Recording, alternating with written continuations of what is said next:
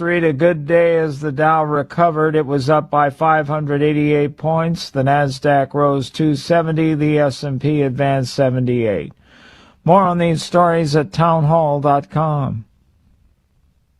You still thinking job change in the new year? Yeah, I need something that's in high demand and more stable in this economy. IT? Yeah, cybersecurity, maybe even AI. That's what I did. Really? How? Went to My Computer Career. You don't need any prior experience, and you could start your new career in a matter of months. A lot of IT pros go to school there, too, to level up. Sweet. Are classes online or on campus? Both. Well, I'll check it out. Thanks. Make this your year. Take the free career evaluation now at mycomputercareer.edu, an Elite CompTIA certification partner. Financial aid is available to those who qualify, including VA benefits. At Audion Hearing, our mission is simple: to make better hearing affordable for everyone. We're proud to offer high-quality, rechargeable hearing aids starting at just $98. Clear, comfortable, and ready to use right out of the box. And here's a study worth hearing. Research shows that wearing hearing aids can reduce your risk of dementia by up to 61%. Join over 1 million happy customers and hear the difference today by going to audionhearing.com. That's AUDIEN hearing.com. Here's the Wall Street Business Report. President Trump's plans for bringing home ownership within reach of more Americans involve pushing for lower interest rates on home loans and credit cards and banning large institutional investors from buying single-family homes, part of a broader push to address affordability. And President Trump has decided to drop his threat of imposing tariffs on several European countries. He announced a new framework with NATO on Arctic security today. The change of heart comes after his speech at the World Economic Forum in Davos, Switzerland, earlier today, when he said the U.S. would not use force to pursue control of Greenland. And the U.S. stock market is steadying following those remarks. Investors reversing some of yesterday's big losses at the closing bell on Wall Street. The Dow Jones Industrial Average was up by 588 points. The Nasdaq up by 270. For the Wall Street Business Report, I'm Bob Agnew. News and analysis at townhall.com. On Point Weather, brought to you by our friends at Palmetto State Armory. On 107 The Point. Here's tonight's forecast. Cloudy this evening, a low temperature tipping down to 39. Tomorrow, mostly cloudy again, a slight 20% chance for an afternoon shower. Friday, that rain chance increases to 50%. 58 is our high. Saturday, an ugly weekend arrives. Rain turning to a wintry mix, the high just 38, while Sunday, it's even worse, with a wintry mix all day long to go with a high of just 33. I'm Cal Moss with your On Point local weather. WQXL Columbia, W264DF. From the Bart Fireside Studio, the solution for keeping you warm this winter. This is 107 The Point. It's The Point. Make thepointradio.com. The Point.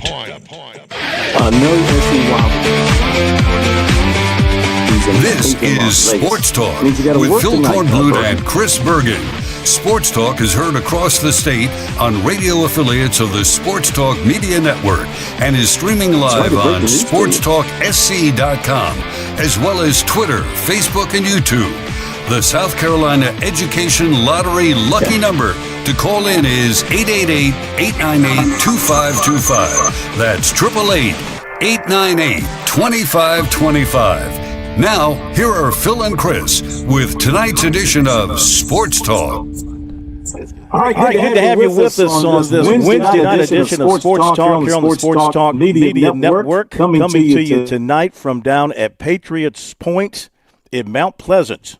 We are here to talk some College of Charleston baseball for a few minutes. In a little bit, Coach Chad Holbrook will join us with the Cougars to talk about his team as we've kind of gone around the state to preview college baseball here in South Carolina, which, of course, is huge, and it'll be on top of us before you know it.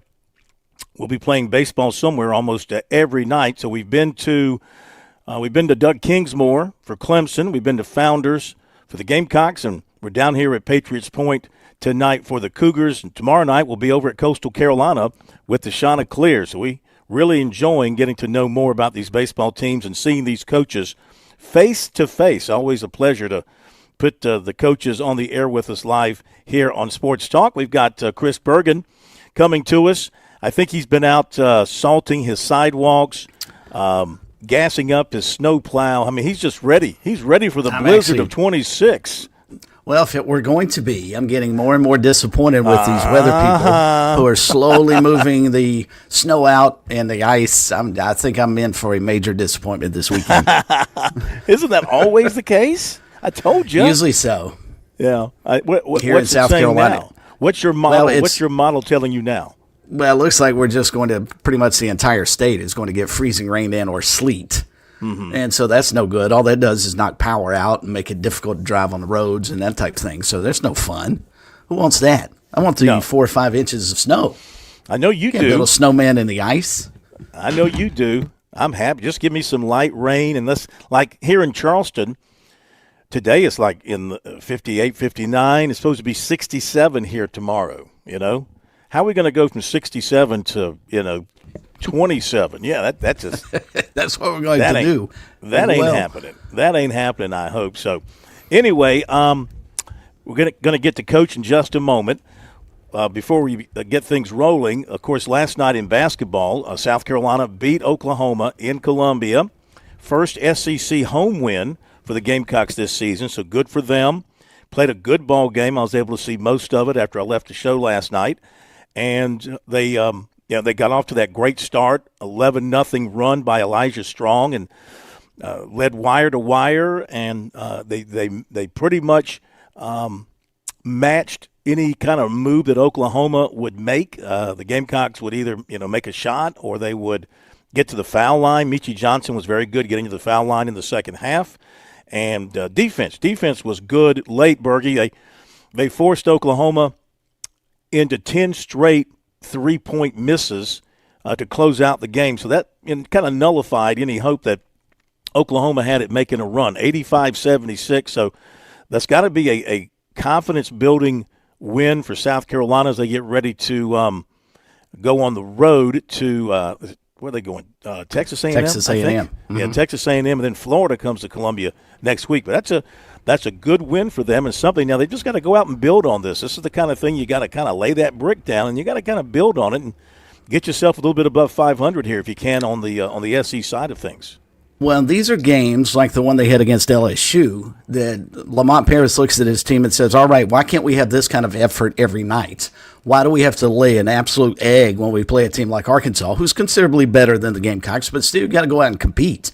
And what they did last night, leading wire to wire, I think they didn't trail, and I think they didn't have the lead for all but 30 seconds on their opening possession. But I was awfully impressed, excuse me, with what they were able to do in the second half, especially as we mentioned when we had you on a couple of different times, because in the first half, Michi Johnson was not a part of the offense at all. He ends up going out in the second half and found a way to get to the free throw line. His shot wasn't falling all that much, but he found a way to get other people involved with 4 assists and got to the free throw line with 13 of 15.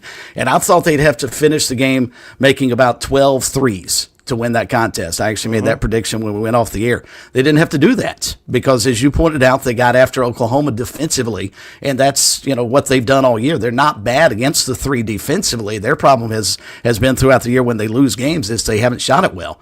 But when they shoot it like they did last night and play defense like they're capable, I think you see what they can do. I mean, this is a confident team when they're making shots, as all teams are, but I think they are a capable team when they make some shots, because defensively, for the most part, with the Arkansas game notwithstanding, I think they can come out and play some pretty good defense the rest of the way. A&M will be a good test on the road for sure on Saturday, and then they get the reigning national champions in town next Wednesday.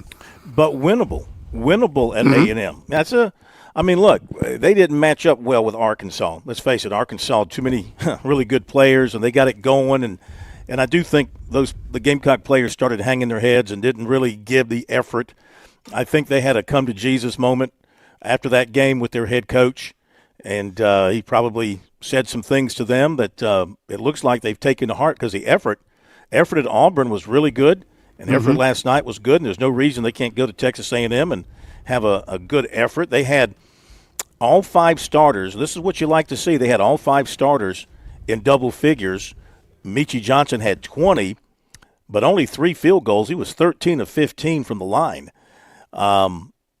Knox was good. He had 18 points and 7 rebounds and 3 assists. And, of course, Strong had the great start with 11 points right off the bat, including 3 threes. Then he kind of cooled off. He finished with 17. Still, that's good work with 5 rebounds as well. So a good overall performance. Meantime, up at Clemson, NC State, boy, you'd never know with NC State what you're going to see. And Clemson did not have their best night. I don't think Brad Brownell really thought his team, based on his comments. No. And we'll hear some of them. I don't think he believed that his team was really dialed in for whatever reason last night. And the Tigers didn't have the kind of balanced scoring up and down the lineup. And they end up losing in overtime, 80-76. This was a game where they had a 5-point lead at one point, and then they trailed by 11. So it was kind of back and forth. I think NC State hit some free throws late, hit some shots late, sent it to overtime, and then outscored the Tigers in overtime. And Godfrey led Clemson with 16-7. First ACC loss of the season. Now they go on the road to Georgia Tech Saturday at noon. So we'll see if this was sort of not that the Tigers needed any kind of an eye-opener because they were undefeated 6-0 in ACC play going in, but now we'll see how they react after tasting a league defeat for the first time. Phil, I think this is just an indication that the college basketball season is a long season, and on any nights, but especially last night for the Tigers, you're not always going to have your A game.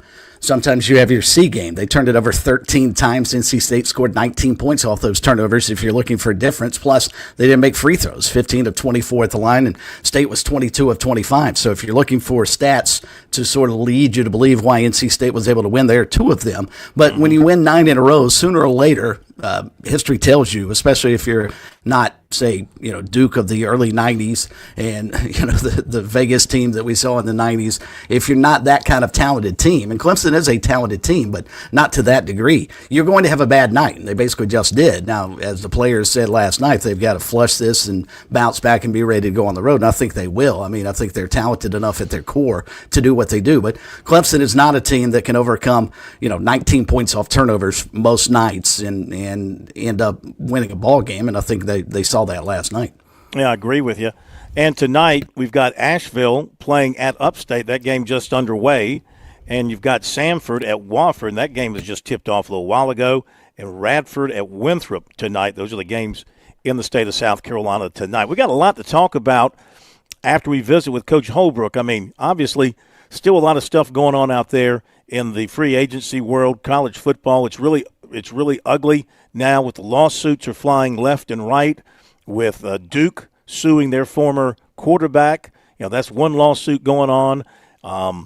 Alabama, representatives of a former NBA draft pick getting an injunction allowing him to play at Alabama as early as this Saturday, unless the NCAA can find some teeth. The NCAA has stomped their feet and said, no, this is not happening, but it's happening, whether they like it or not. So we're going to hit the break and talk with Coach Holbrook, and then after that we're going to dive into all of this and more. Brett Friedlander is going to be joining us as well a little bit later on in the program. He's a veteran sports writer covering ACC basketball for decades up in North Carolina, but he's a South Carolina grad, a USC grad, so he knows our state well also, but his primary focus has been on the ACC over all these years, so we'll get his thoughts on Clemson, how they went down last night, but the ACC as a whole and the way that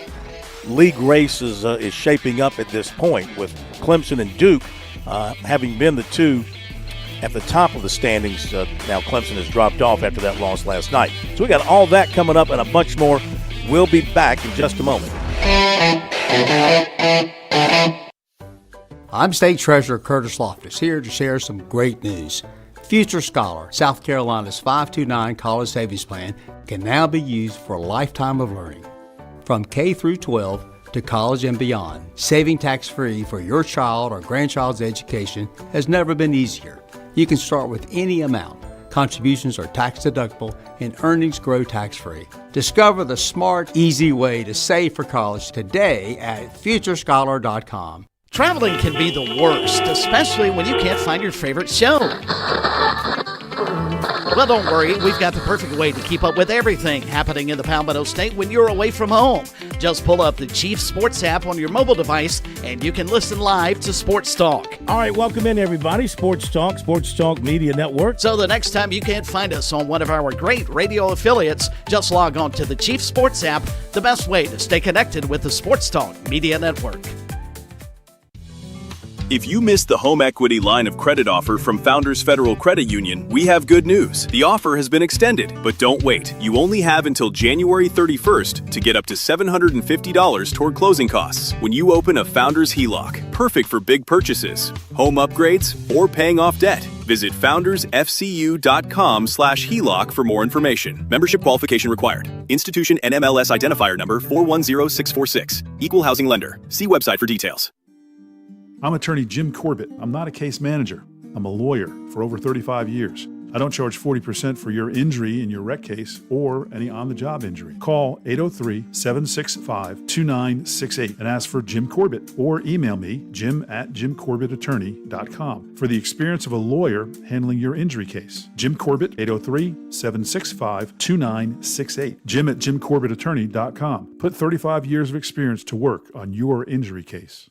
One lottery ticket makes a big difference for our state students. And when I say big, I mean bigger than jackpot big. Since 2002, South Carolina students have benefited from more than $6 billion in lottery-funded scholarships and grants, including the Life, Hope, and Palmetto Fellow Scholarships. With every lottery play, you're supporting our students, and that adds up in a big way. That's why education is our middle name. Learn more at sceducationlottery.com/betteryou.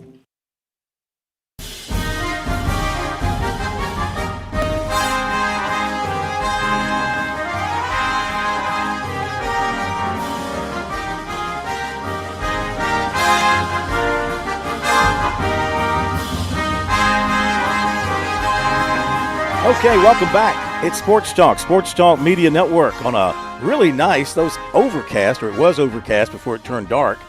I mean, it looked like it could rain, but very nice temperature-wise. Good day to play some baseball. If you're not playing golf, go play some baseball, and that's what the Cougars were doing today here at the College of Charleston, Patriots Point. Name of the field? Tuck Morse Field at Patriots Point. I'll let you say that. I didn't want to mess that up. That is Coach Chad Holbrook joining us live here from the press box that is being renovated here at Patriots Point. And first of all, welcome back to Sports Talk. Phil, thanks for having me, man. It's always good to see you. We go way back, right? We do. And, you know, you were so good to us during this past baseball season, during the playoffs and the World Series. Even though one of your rivals was making a run to the championship, yeah. you were giving them all kind of love. And I said, you know, I owe you. Oh. And so let's include Cougars here in our little trip around the state, even though I would have come anyway. So we appreciated that. You don't know how much we appreciated you being on with us last summer, as it turns out to be. So, and maybe this summer it'll be the Cougars in Omaha.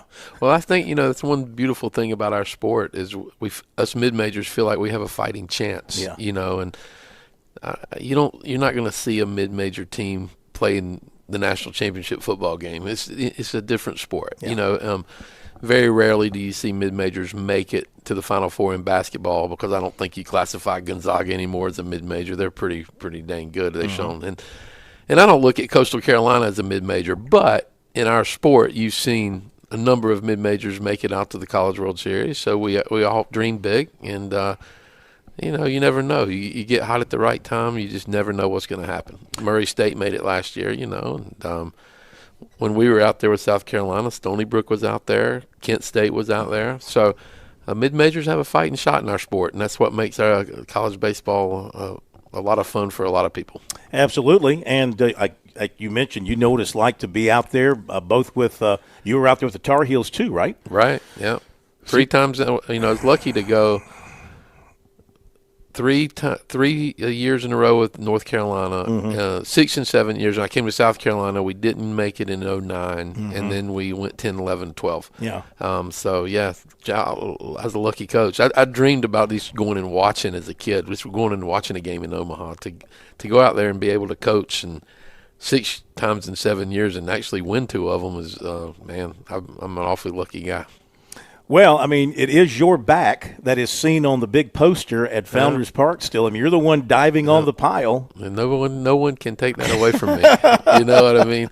They Did you plan that? No, it was you know when the moment like that happens, you don't know there's no clear thinking. You know, it's just euphoric. Yeah. And it's a moment in time I'll never forget. I was awfully blessed to wear that uniform and coach at South Carolina and be around some incredible kids. And not many coaches can sit there and say they've been on the top of the mountain once. And heck, I got to do it twice. Yeah. And it's all because of some incredible players, incredible kids, and I got to work for an incredible coach. And it was an incredible moment in time. How much of that? Now you've been here long enough. I mean, you've established your program, your fingerprints on this program. How much of what you did at North Carolina and South Carolina have you instilled here at the College of Charleston? Well, I mean, our practice plan is still Coach Tanner's practice plan. It's the way we did it at South Carolina is what I became used to and what I believe in. And, obviously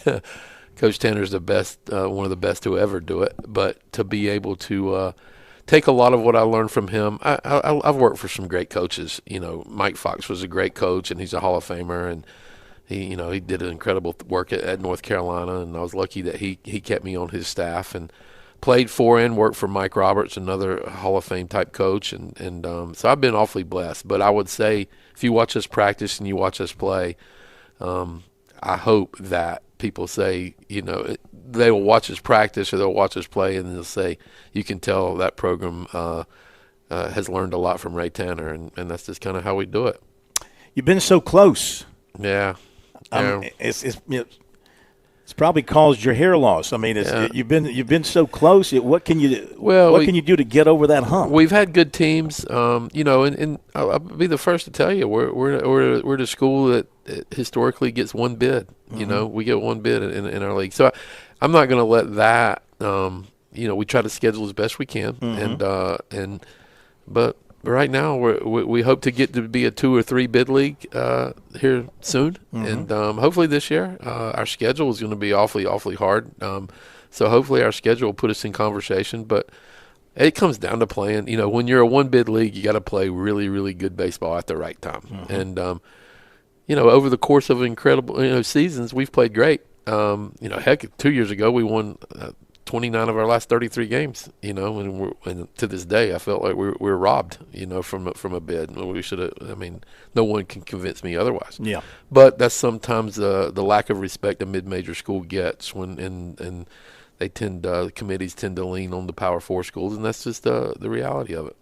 So, last year's team 37-22, and you had a speedy team last year. You had speed galore, and you didn't hit with the power. Was that by design, or it's that freaking park out there? You have to hit it a country mile. I mean, it really. I mean, it's a big park. Yeah. And the ball with these buildings. You haven't been in Patriots Point. These buildings being built out Mm-hmm. here has really affected the wind flow. Mm-hmm. So it's a pitcher friendly park, and we have to play a little bit more aggressively because of that. We can't sit around and wait on a 3-run homer. It won't come. That being said, we got some kids that can hit it a long way. Yeah. And a lot of our home runs have come away from here because the park is so big.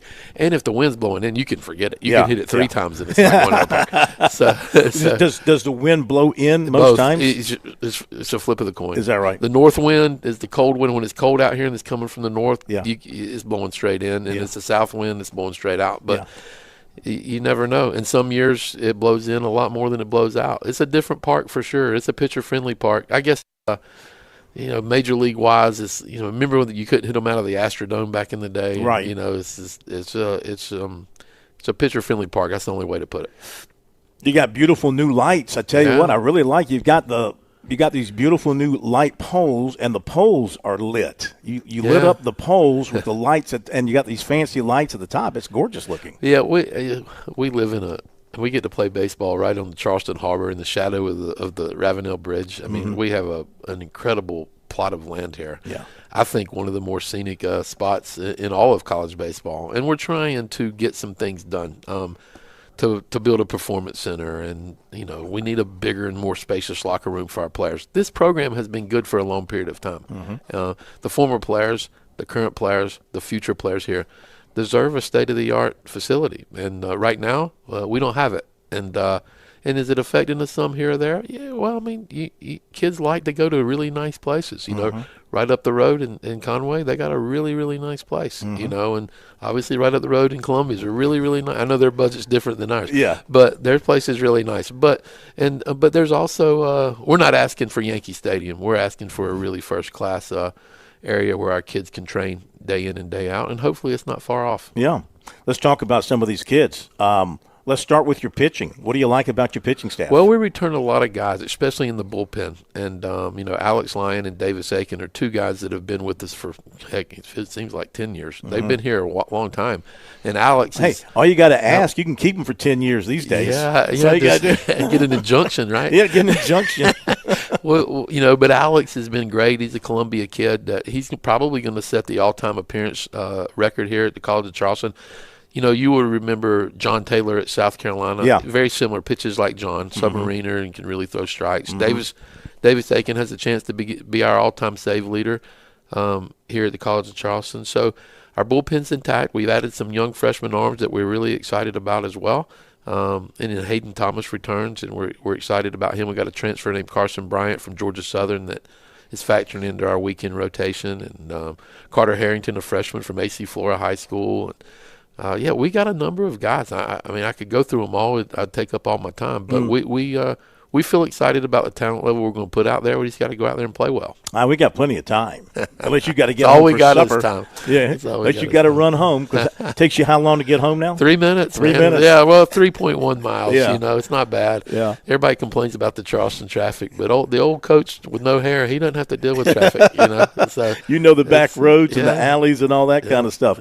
So we can hang on for a few minutes. Oh, we got a break coming up because I want to talk about your lineup. But do you have a closer? Do you have somebody in mind to be your closer? Well, we got a number of guys. Davis Aiken has been our closer in the past, and obviously he's going to be a career leader in saves here. So we feel great about him. But he's not going to close every game. And we got Hunter Phipps as a kid that that's a Columbia kid, a Dutch Fork kid that's got an incredible arm. Has had a great summer playing with the Blowfish. That we feel he has closer mentality and closer stuff as well. And there's some of these other guys, these freshmen that no one knows about yet, that we've seen them out here and we think they're pretty good.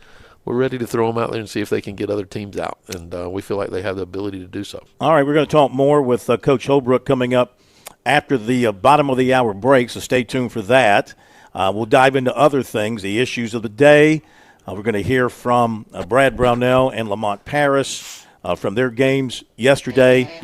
Brett Friedlander after the top of the hour. No SC Wild tonight. It would have been SC Wild night tonight, but Major Billy Downer, lucky dog, he's in Las Vegas for a big show out there, the SHOT Show. They're looking at, I think that means they're looking at bullets and things like that for hunting and stuff like that. Good stuff. So we got all that coming up and more, plus recruiting, of course. And we'll be back to Charleston, Mount Pleasant in a moment. On Point Weather, brought to you by our friends at Palmetto State Armory. On 107 The Point. Here's tonight's forecast. Cloudy this evening and low temperature tipping down to 39. Tomorrow, mostly cloudy again. A slight 20% chance for an afternoon shower. Friday, that rain chance increases to 50%. 58 is our high. Saturday, an ugly weekend arrives. Rain turning to a wintry mix, the high just 38. While Sunday, it's even worse, with a wintry mix all day long to go with a high of just 33. I'm Cal Moss with your On Point local weather. Hey all, this is Ted from Flight Deck Restaurant. We'd like to invite you and your family to dine with us. We have a great menu that's sure to please your whole family. We have fresh cooked burgers, big juicy wings, blue plate menu featuring country cooking, oven baked hoagies, fresh crisp salads, authentic Greek food like gyros, souvlaki, and baklava. We also carry 20 different premium cheesecakes and pies. Flight Deck Restaurant also has an arcade with 30 different games like Star Wars, Batman, Skee Ball, Bass Wheel, Pac-Man, Galaga, and so much more. Flight Deck, your favorite family restaurant. Thanks y'all and God bless. Our duty to. With SRN News, I'm Keith Peters in Washington. President Trump says he's scrapped the tariffs that he threatened to impose on 8 European nations to press for U.S. control over Greenland.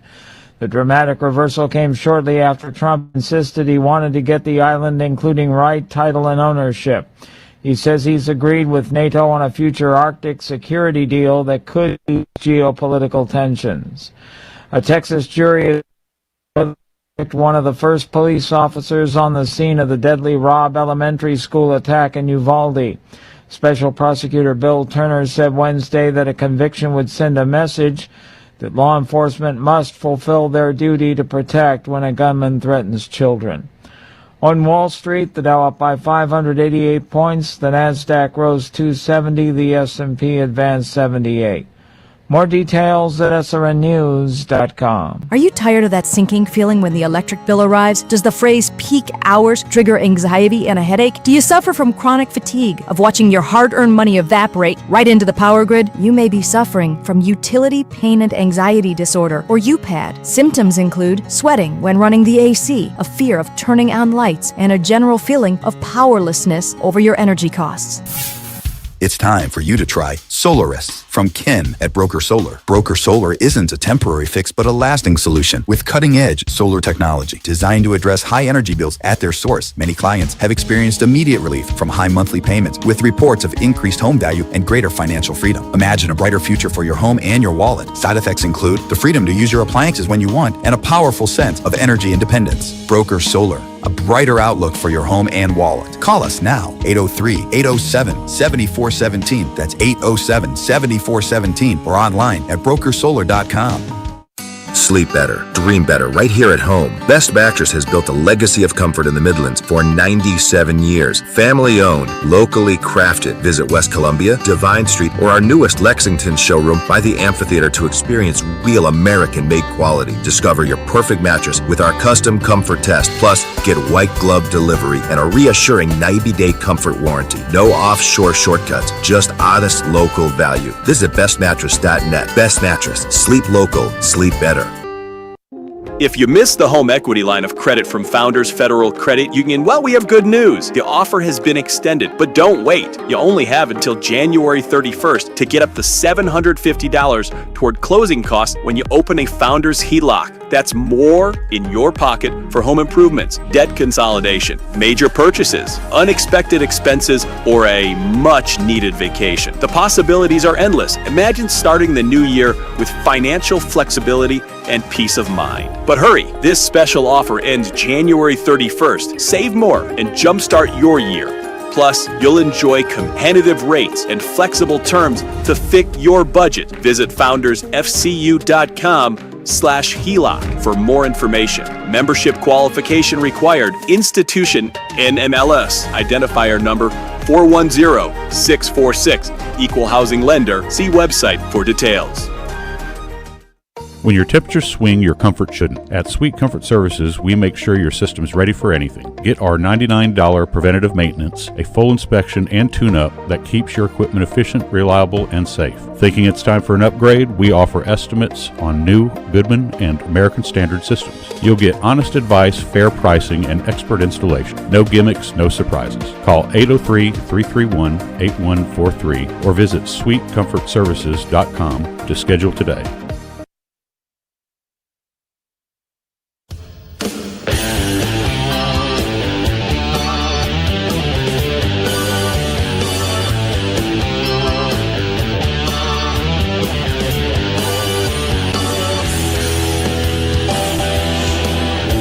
We are back on Sports Talk on this Wednesday night, traveling the state, talking baseball. Man, I'm so happy baseball is here. I'm so happy that free agency is basically done in football. I'm so happy college football is over.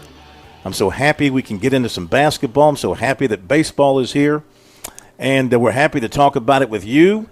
We're going around the state. We've been up to Clemson, of course. We've been at South Carolina. We're here at the College of Charleston tonight. We are at Tuck Morse Field at Patriots Point for the College of Charleston. Tomorrow night we'll be over at Coastal Carolina, and that will be at it used to be Vrooman Field. Used to be Vrooman Field, did it not? It still is. It's Vrooman Field at Springsbrook Stadium. Vrooman Field at Springsbrook Stadium. You can pretty much say around Coastal Carolina, Brooks this, Brooks that, and Yes. it's going to be on almost every athletic facility that they have. Coach Chad Holbrook is still with us here for a few more minutes, and we thank you for that.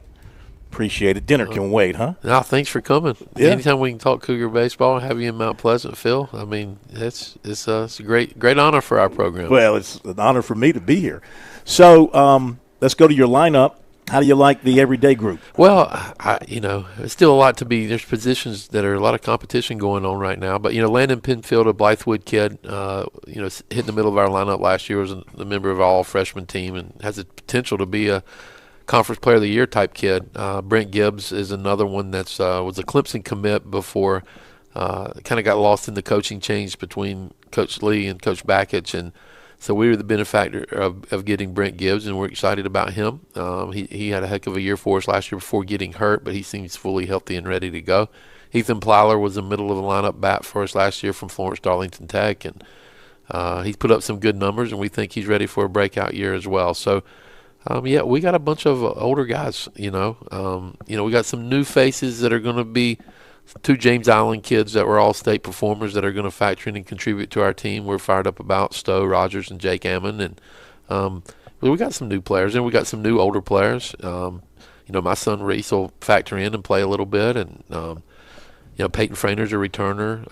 Alex Lacoste is a returner and did some great things for us last year as a freshman. So we feel good about our returning team, and we feel good about our athleticism, and hopefully we'll play defense. And the one name I've not mentioned is Will Tippett, and Will is shortstop for the Gamecocks, last year, and he's factoring in to be a really, really good player for us, and he's going to make a huge difference, and we're excited to have him. You think you'll steal 118 bases again? We may need to. We may need to. No, we do have some power in the middle of our lineup, and they're excited about that. But the power here is more doubles and triples because the park is so big. So we're going to need to be able to use our athleticism and steal some bases, and I hope we steal more than 100 for sure. We're going to need to push the envelope a little bit on the bases. You played good defense last year as well. 970 fielding percentage. Anything 970 and above is considered good? Yeah, and we can do a little better, I think, and I think we will this year. Our catcher, Dylan Johnson, who's one of the favorite players I've ever coached, is a returner, and I didn't mention him in the last segment, and he is terrific back there, and he from a defensive standpoint, he controls our running game, and can limit some things for our opponents. But our pitchers love throwing to Dylan, and so he's the key to us defensively. It kind of starts with him, and then you want to be strong up the middle, and we feel good about Plyler and Will Tippett and Gibbs, and then and Reese is going to play some center, and we'll probably have a lot of guys move around. So we got the makings of a good team, but we're excited about. But every coach feels that way right now. What Spurrier used to say is talking season.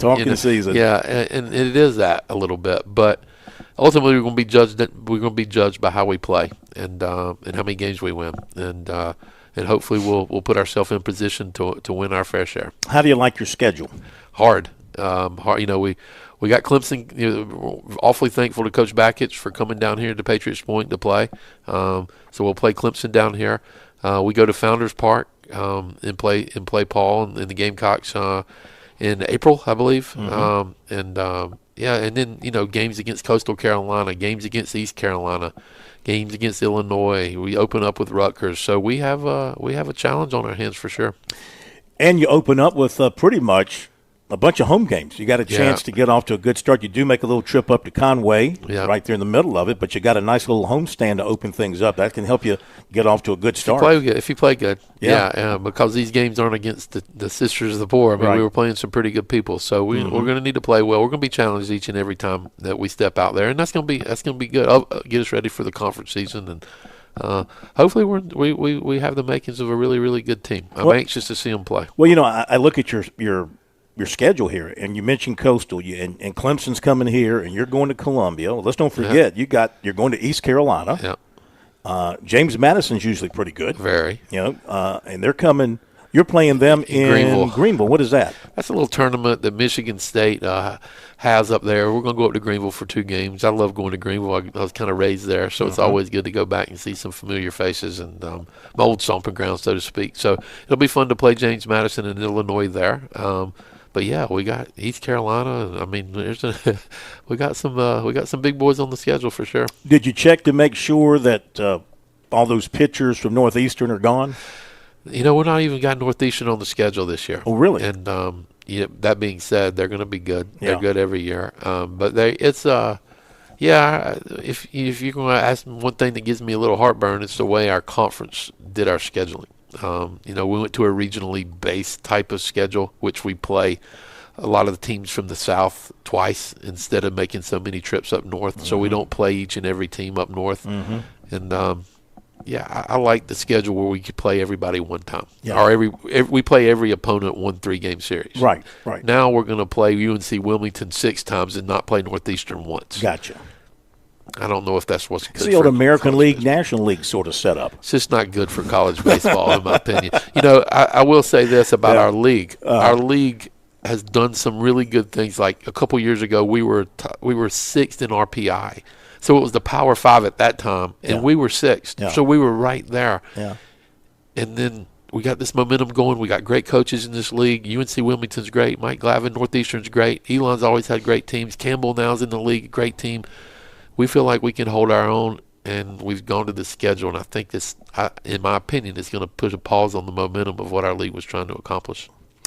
Well, I'll tell you what, you got momentum going here. Just got to take that next little step, and let's hope it happens for you. Well, I appreciate you being here. Want to see you guys in the postseason. Yeah, me too. I've been lucky to be in it, but I want our players to experience it because it would be a real treat for them. But we got as good a chance as anybody as we sitting here right now. Everybody's 0-0, and that's the exciting thing about opening day. It's not far away, and got good kids. I'm awfully lucky, and I get to step out on the field with young, really good kids that really try hard, and it's really refreshing for me. So, well, let me just say too that I appreciate you, and I mean, people should appreciate what you've done for baseball in the state of South Carolina. Let's don't forget what you did at South Carolina as an assistant coach and as a head coach. I mean, your record as head coach at South Carolina is nothing to be ashamed of by any means. You had to fill the shoes, and those were not easy to fill. Well, it was a great experience, and there's so many wonderful people up there, and I'll hold my time at South Carolina, I'll treasure with it to the day I die, and coach some great kids. And as a head coach, we won 40 a year. It did all right, and we just didn't win the national championship or get back out to Omaha. And ultimately at that time, that's what I was judged on, and that's fine. It's not. I'm a big boy. When you coach in that league, you understand that. But let me give you some breaking news. Nobody has taken South Carolina to Omaha since Ray Tanner retired. The point is, it ain't easy to get to Omaha. It's hard, and I think it took Coach Tanner about 16 years to get there too. Not at South Carolina, but for his time at NC State. Right. So it's very difficult. College baseball is very competitive. Awfully proud to have put that uniform on. I'm awfully proud to be able to put the Cougar uniform on. I've been awfully blessed, and it's really fun to coach great kids, and at College of Charleston we have some darn good kids. It's been fun. Well, good luck. We'll be keeping in touch and following you all season long, and thanks for allowing us to come up here and visit with you. And enjoy your time here, and I hope to see you throughout the season. You got it. Thanks, Thank you, Phil. Coach. Thank all right. you. Thank you so much. All right, Chad Holbrook. We're going to make him late for dinner. Chad Holbrook, baseball coach here at the College of Knowledge, the Cougars. And if you're down this way, hey, get out and support College of Charleston baseball. Support those guys on the other side of the river, or other side of the bridge, I guess I should say. Those Bulldogs. Charleston Southern got good baseball down here in the low country of South Carolina, of course. So wish them all good luck and look forward to following their adventures this season, Bergie. I'm glad he brought up that point about their conference scheduling, because I noticed that too, and I put it in the chat for you to ask him, and he got to it before you could. And I think that is one of the most ridiculously dumb things the Coastal Athletic Association's ever done. They're basically, it's obvious they're trying to save money, but you've got a bunch of programs in the Coastal that put money into baseball. Northeastern, for instance, Stony Brook, Campbell, certainly the College of Charleston, UNC Wilmington. I mean, there are enough teams that put money into baseball. They shouldn't have to go to this. You're just cutting off your nose to spite your face. I don't understand that decision at all. So they don't get an opportunity. The South teams don't get an opportunity, it appears, to play many of the Northern schools that might help their RPI, which is what all the mid-majors want. Yeah, and as I recall, the Cougars had to go up there to Boston last season. They don't get the chance to host them down here, and that would be a big weekend. I'm sure that would pack the house to have that program come in here and play. So you're right. That's an excellent point. I'm I'm glad you pointed that out. Could you imagine Carolina playing Georgia twice and not playing, say, LSU in the SEC, or Clemson playing, everybody but Florida State? They play, Duke twice. No other league would do something like this. It's just dumb.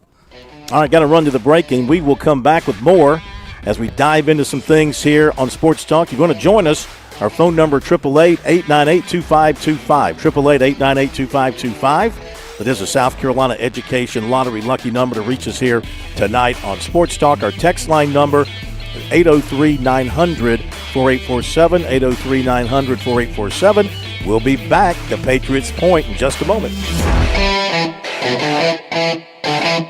One lottery ticket makes a big difference for our state students. And when I say big, I mean bigger than jackpot big. Since 2002, South Carolina students have benefited from more than $6 billion in lottery-funded scholarships and grants, including the Life, Hope, and Palmetto Fellow Scholarships. With every lottery play, you're supporting our students, and that adds up in a big way. That's why education is our middle name. Learn more at sceducationlottery.com/betteryou. Just like in college basketball today, sometimes it's about who you bring in off the bench to provide that extra spark. At StraightUpSports.net, we're excited to announce the addition of Brett Friedlander, a longtime ACC insider columnist, to our all-star lineup that includes Bob Gillespie, Scott Kiefer, Mark Sturgis, and more. At StraightUpSports.net, it's always about the stories. Check out this all-star lineup at StraightUpSports.net or at Straight Up Sports on Facebook. Make your plans now to get to the coast for the Palmetto State's premier baseball showcase. The Classic, March 5th through 8th at Mike Johnson Park in Georgetown. Now in its 36th year, the Classic features the best high school players and teams from across South Carolina. Don't miss your chance to see the state's top Major League Baseball prospects and title contenders at the Classic. Presented by Coastal Chevrolet Cadillac Nissan. There'll be games and contests, including a home run derby throughout the weekend. Visit theclassicgtown.com for tickets and more information. The Classic, showcasing South Carolina's finest in high school baseball, March 5th through the 8th in the state's best ballpark, Mike Johnson Park in Georgetown. Play ball! Hi, Phil Kornblut here with our good friend George Bryan III, heard every Friday night on Birdies, Bogeys, and Biceps right here on Sports Talk. George, the Tsunami Bar, a very valuable tool for golfers. Why is that? Well, the first thing that I say is the tempo. It's the only tool out there that allows the study of tension right from the first grab to be expressed, and rhythm and tempo is what makes the bar work, and it gives you something awfully special to keep those hands soft and get that rhythm going. Learn more about Tsunami Bar technology by clicking on the digital ad on our website, SportsTalkSC.com, and save 5% by purchasing online using the promo code BBB5.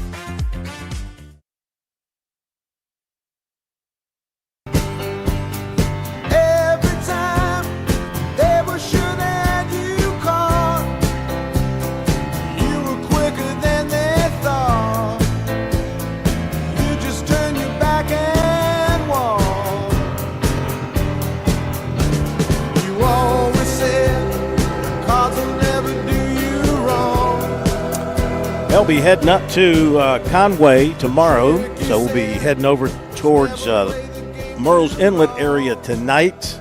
Set up shop, get over to Conway tomorrow. Probably see Mr. Bergen, do some basketball. But the point is, I'll be going right past the beautiful headquarters of James Smith Real Estate, right there at the border of Pawleys and Murrells Inlet.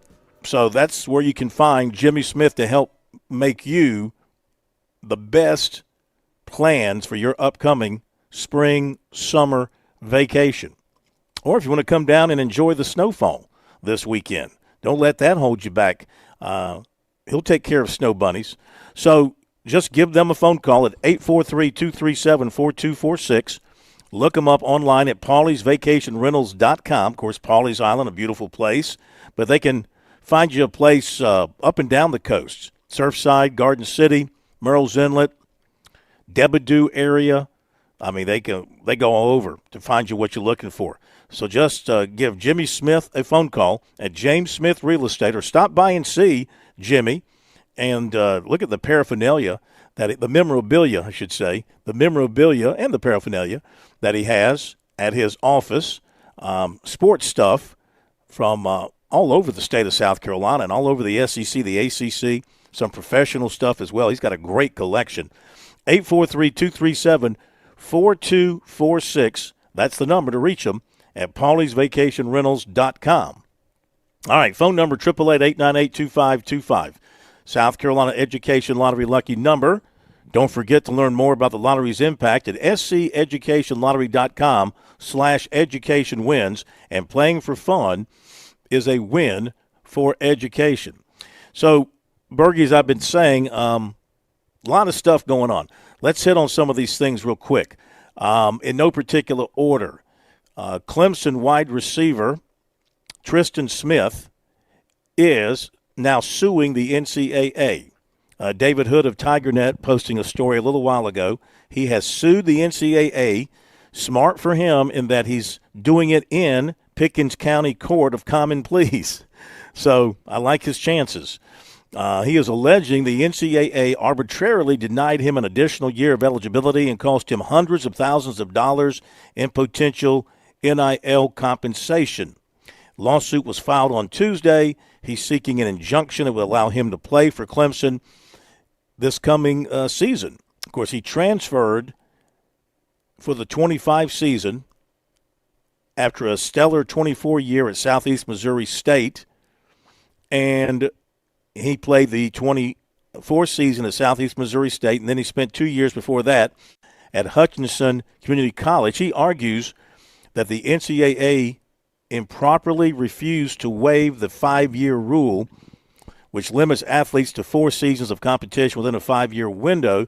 According to the complaint, he's competed in only 2 NCAA Division I seasons, one at Southeast Missouri, one at Clemson, after beginning his college career at a non-NCAA junior college due to academic issues coming out of high school. So, that is that. Bergie, do you think he's got he has a leg to stand on? I mean, who knows? The answering of the eligibility question has been so confusing because we see the NCAA granting waivers in some cases, and we see the NCAA saying no in some cases. So they could have granted him a waiver, and we wouldn't have this issue. So now he's taking it to a court in Pickens County, which, you would think is going to be a friendly courtroom. All right, so he sues and gets another year next year. What's to prevent him from suing and getting a year after that? Saying that the NCAA, he's claiming that the NCAA is going to prevent him from making somewhere between $300,000 and $600,000 in pay-for-play money. I mean, where did he come up with this figure? How much is Clemson paying him now? Are they paying him $450,000? I don't know. If they're paying him, $125,000, I mean, how in the world does he think he's going to make $600,000 from them now? It's got to stop. The NCAA, I realize, has no leg to stand on anymore, but eligibility should not be a problem. You've got a certain amount of time where you can play collegiate athletics, and you need to move on. You need to become an adult and go into the adult world. The problem is there's so much money now in college athletics that this is their job. And we let this happen in a really, really short, quick period of time. And I know we're going to get to this story, but basketball's gotten even worse. And college basketball may be going away quicker than college football when they start allowing players who have signed NBA contracts that now can come back and play college basketball. Here's a statement from Tristan Smith he attached this to the David Hood story on X. He said, quote, "It never has been about the money. I came from a JUCO where I didn't receive any money my first 2 years of college. It's about wanting to play football one last year for the Tigers. I'm only asking for a 5th year, a year to grow in my faith and become a better man and player." End quote. Anytime anyone says it's not about the money, Phil, it's always about the money. Well, the money is part of the complaint. Obviously, he's making that part of the complaint. So let's see. In no particular order here, looking at some headlines and some stories. NASCAR today. I like this. They announced that Hardee's is returning to the sport as the official quick service restaurant of NASCAR, a QSR. Hardee's also will be partnered with Bubba Wallace and the number 23 team. That takes me back. Wasn't Cale Yarborough the Hardee's driver there for a long time? I think so, yeah. I believe so. Back in the day? Michael Sauls of the state newspaper with an FOIA piece of work here, where he FOI'd South Carolina for contract information on Susan Walvius and her new role on the women's basketball team in the women's basketball program. Of course, she's the former head basketball coach of the South Carolina women. Dawn Staley hired her in the offseason to come work in the program. None of the details of all that had been released, and Michael Sauls, writing for the state, FOI'd for that information. The General Assembly did not change the rules where he couldn't get this information in this particular case. So this is allowable. And so she is actually serving in the NIL space at South Carolina with a one-year contract with a base salary of $200,000, which is more than she made as the head coach back when she was the head coach of the Gamecocks. So her job is going to be related to the name, image, and likeness-centered role, and that's the information that's included in her bio online as well. She's listed as the Senior Director of Women's Basketball External Affairs, but has a different title on her contract, which is described as NIL Operations Coordinator for Women's Basketball. So here's a good question. So they're paying her $200,000, women's basketball, $200,000 for handling NIL activities for women's basketball. Okay, fair enough. How much money now are schools spending on the people who are running their NIL operations? How much money are they spending on people who are hired to go and spend money on the players, who are hired to go and find ways to get money to pay the players? I mean, that's another budget item that you have to consider with these major schools. And now as South Carolina is paying the women's coordinator of NIL affairs $200,000, what are they paying for football? What are they paying in basketball? And what are other schools paying? You're probably talking about another budget of a couple of $1 million just for the people who are charged with going out and getting the money to spend on the players. Yeah, I would agree. And we have created we have created a cottage industry here with NIL. It's a whole nother industry, which I guess it's kind of sad, but it's the way of the world. So over at Duke, they released a statement to Ross Dellinger today about Darian Menza, and the statement from Duke was, Mr. Menza has an existing contract with Duke, which the university intends to honor, and we expect he will do the same. The court-ordered temporary restraining order issued yesterday ensures he does not violate his contract. The university is committed to supporting all of our athletes while expecting each of them to abide by their contractual obligations. We're going to talk more about this coming up with Brett Friedlander. Be right back.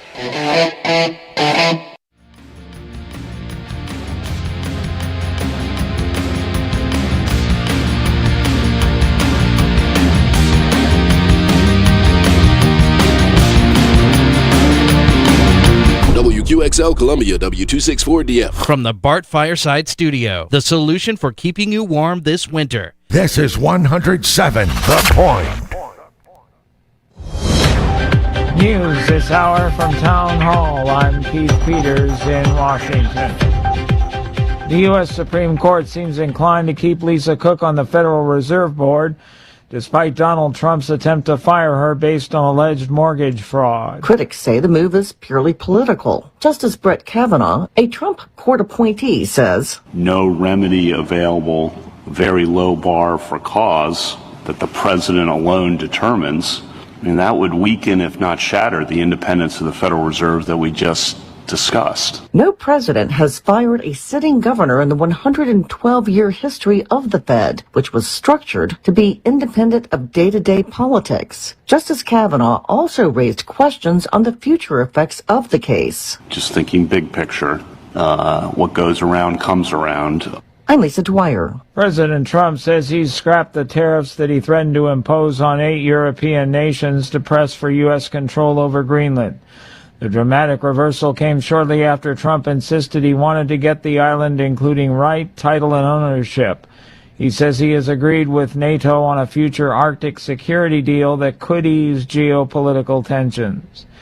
As the issues surrounding ICE escalate in Minneapolis, the business climate is taking a hit. Businesses and customers are staying at home. Some protesters are targeting businesses they see as aiding federal immigration enforcement. Countless stores have temporarily closed, canceled events, or reduced hours. Some hotels that house federal immigration officers and saw protests have stopped accepting reservations altogether. The Minneapolis-based Target Corporation has also been the target of protests. Bill Alexander reporting. On Wall Street, the Dow up by 588 points. The Nasdaq rose 270.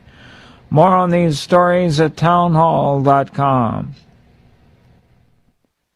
Wesley Financial Group is not a law firm. Chuck McDowell here with Wesley Financial Group. My 78-year-old friend Linda called me yesterday. She bought a $40,000 timeshare in Nashville. She was told it was a great investment and that he would personally book all her vacations. All lies. She called our sales rep, Chris, the next morning at 4:57 a.m. to cancel, and she was told it was too late. You had your chance yesterday. Another lie. She has 10 days in Tennessee. I am in a war with the timeshare industry because people keep buying their lies, and they don't want me to help you. If you need a timeshare, I'm sure one of the 3,500 people that call my office weekly would love to give you one of theirs. Or go online and pay $1 for it. But stop paying $40,000 for lies. It's time to stop the insanity. Don't wait another day. Call Wesley now for your free timeshare exit kit. 800-364-7711. That's 800-364-7711. 800-364-7711.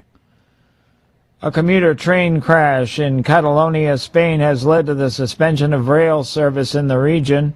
At least one person died. Several dozen others were injured. It was a Rodales train which collided with a retaining wall, which then fell onto the track. Now, this happened just outside Barcelona, between Gelida and Sant Sadurní. We know that 37 people have been injured, 4 of them seriously, and the train driver sadly died. Now, the weather conditions in that part of Spain have been particularly poor. Coastal areas of the north and east of Spain are on high alert. The BBC's Barry Caffrey. Testimony continued today in a lawsuit filed by Prince Harry against the tabloid The Daily Mail, a part of Associated Newspapers Limited. News and analysis at townhall.com. From Washington, I'm Keith Peters. On Point Weather, brought to you by our friends at Palmetto State Armory. On 107 The Point. Here's tonight's forecast. Cloudy this evening, a low temperature tipping down to 39. Tomorrow, mostly cloudy again, a slight 20% chance for an afternoon shower. Friday, that rain chance increases to 50%. 58 is our high. Saturday, an ugly weekend arrives. Rain turning to a wintry mix, the high just 38, while Sunday, it's even worse, with a wintry mix all day long to go with a high of just 33. I'm Cal Moss with your on-point local weather. WQXL Columbia, W264DF. From the Bart Fireside Studio, the solution for keeping you warm this winter. This is 107 The Point. This is The Point. Make thepointradio.com. The Point.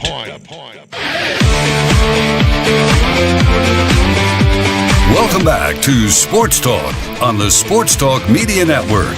You can reach the guys with the South Carolina Education Lottery lucky number, 888-898-2525. That's 888-898-2525. Now back to Phil and Chris with the second hour of Sports Talk on the Sports Talk Media Network.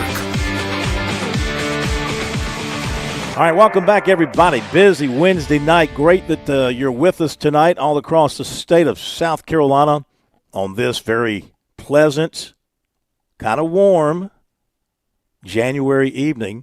They tell us it's going to get cold. They tell us we're going to have some wintry weather, I'll believe it when I see it. I don't want to see it, but I'll believe it when I see it. I've heard this all before, and it seldom comes to fruition. But when it does, it's harsh. Don't get me wrong. When it does come to fruition, it is harsh. We're coming to you tonight, second hour once again from Patriots Point, home of the College of Charleston Cougar baseball team. Had Coach Chad Holbrook with us in the first hour. If you missed any of that, we'll have it up for you on our website later tonight and also up on SoundCloud in podcast form. You can hear the extended interview where we talked about a whole bunch of stuff. Well, of course, Cougar baseball, his time at South Carolina, things related to baseball. Really enjoyed the conversation with Coach Holbrook and wish them the best for this coming season. Tomorrow night over in Conway, we'll make the trip north on 17 up to, and then over on 501 over to Conway, or maybe 544. We'll get on 544, come in the back way to Coastal Carolina and visit with the folks there about their upcoming baseball season, where they are expected to be a top 10 team. With Bergie, you said it last year. Nobody believed you. You said it very early on. You said, look out for Coastal Carolina because they might have the best pitching in the country. And you know what? You were right. And they might duplicate that this year. Yeah, very possible. If they can find somebody to replace Caden Bodine, and I think they probably have someone in the pipeline at the catcher's position now, to replace a player that is as talented as Caden Bodine is not easy to do. But if they do find a catcher, I mean, whoever it is going to catch an exceptionally talented pitching staff, and there's a reason they are ranked inside the top 10, I think, number 6 in the most recent ranking that came out, and I don't see them backing off of that one bit. This is the team that certainly is capable of getting right back to Omaha again. And we'll be with Coach Kevin Schnall up in the press box. You know that area very well. You'll be across the parking lot from us, getting ready for, not parking lot, I guess halfway across the campus over the HTC Center, getting ready for basketball tomorrow night. And I'm going to come join you. If you need me to do the second half, tomorrow night, just let me know. We'll bring you in right after we're supposed to Texas State. Maybe the final time that Coastal ever sees Texas State in basketball, since they're leaving the Sun Belt, headed to the Pac-12. And new head football coach Ryan Beard is supposed to stop by and sit in with me for a little while in the second half tomorrow as well. So, yeah. You'd rather have him than me. I get that. I said you were welcome. You can come in right after Coach. Coach does take precedence, though. Understood. Let's talk with somebody who has some opinion or two on a number of different things in the sports world around here, and particularly in the ACC area. It's a pleasure to welcome in a longtime friend. He's been with us before, and now he is doing some writing for Mark Sturgis and the website Straight Up Sports, and Brett Friedlander, who has spent his career covering the ACC and has done so as well as anybody has ever sat along the courtside at Cameron Indoor Stadium. In fact, he was recognized by the ACC with an award for his great career covering the ACC. And I'm proud to have him as a friend and proud to have him with us tonight on Sports Talk. And welcome in, Brett. How you doing? Good. Phil, this is like old times, down in the basement of the old Carolina Coliseum, right? WUSC. We've been friends. We've known each other for about, almost 50 years. Think about that for a second. Let's don't age ourselves if we don't have to, okay? Let's leave years. Hey, listen, it's a good thing. It's a good thing you're going to Myrtle Beach or Coastal tomorrow, because it's supposed to be like 60-something degrees, so you can kind of hang out on the beach and sip a little, adult beverage, because the snowmageddon is coming, right? That's what they're telling us. Well, welcome in. This won't be your last appearance, because now that you have hooked up with Mark and Straight Up Sports and writing columns for them, along with guys like Bob Gillespie and Scott Kiefer, and you guys are putting out some terrific stuff on the website. We encourage everybody to go to it, straightupsports.net. straightupsports.net. How does it feel for you to be kind of back in it a little bit and contributing to this particular website? Well, Sturge has been after me to contribute to his site for a couple of years now, but now that I am semi-retired, or retired from the full-time grind, I've got the time to do it, and he's given me free rein to write about pretty much anything I want to, which is kind of cool as well. In fact, I've got a piece that's going up either tonight or tomorrow about how the ACC basketball coaches are reacting to the point shaving scandal that has just hit college basketball over the past few days, and their ideas as to what, if anything, can be done to prevent it from happening on a full-scale basis in the power conferences, because most of the people involved right now are at mid-majors and are out of basketball. But yeah, so it's been cool. And you mentioned some of the other guys I've been working with. Bob Gillespie, when I was still at Carolina, he was with the Columbia Record. He was one of my mentors when I was covering high school games, and to work on the same team as him finally again is really kind of fun. And it's just great to kind of stay in it now. I mean, I've been following the football season and everything, but now that I'm back in it, basketball just seems to be a little bit more, I'm in tune with a little bit more with what's going on. Sure.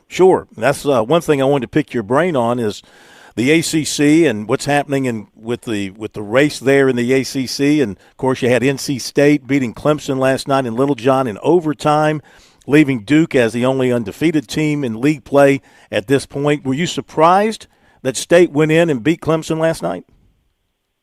Yes and no. First of all, Clemson is really a good team, and I just kind of feel like they might not be the most talented team, but they just seem to be very connected, very together. Brad Brownell has done a wonderful job of putting that group together, because he only had basically one guy, Dylan Hunter, back from that team last year.